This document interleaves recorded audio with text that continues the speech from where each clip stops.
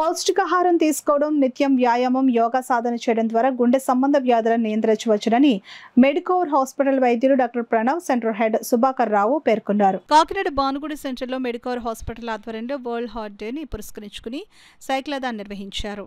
కార్యక్రమాన్ని Medicover centre head Subhakar Rao, cardiologist doctor ప్రవీణ్లు జెండా ఊపి ప్రారంభించారు. భానుగుడి సెంటర్ వద్ద ప్రారంభమైన cyclothon over bridge, two town police station, main road, Balaji Cheruvu centre, దేవాలయం వీధి, నూకలమ్మ అమ్మవారి టెంపుల్ మీదుగా తిరిగి భానుగుడి సెంటర్కు చేరుకుంది.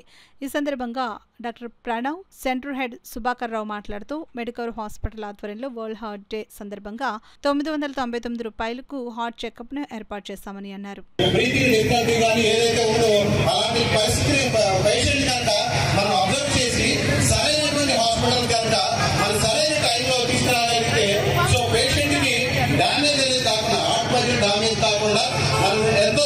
వారిని ప్రొటెక్ట్ చేసి వారి లైఫ్ స్టైల్ ని ప్రొటెక్ట్ చేసిన వాళ్ళం అవుతాం.